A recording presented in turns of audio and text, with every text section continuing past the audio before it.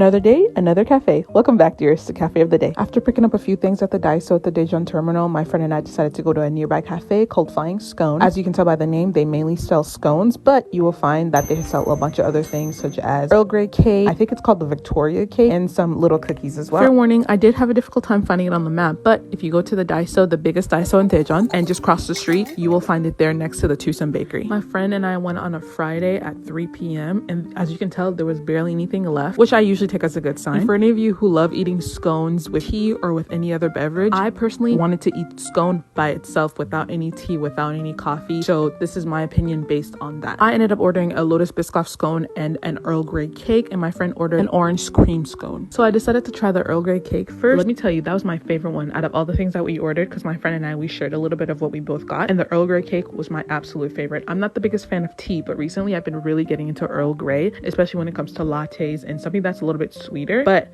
this cake, chef's kiss, especially with the icing on top. I thought it was really nice. It tasted very much so like Earl Grey, not artificial by any means, and it wasn't overpoweringly sweet, but I like it very sweet. So as for the scones, however, I was slightly disappointed, mainly because it just felt like the flavors weren't really popping. Now, would I go as far as to call myself a scone sergeant, a scone connoisseur by any means?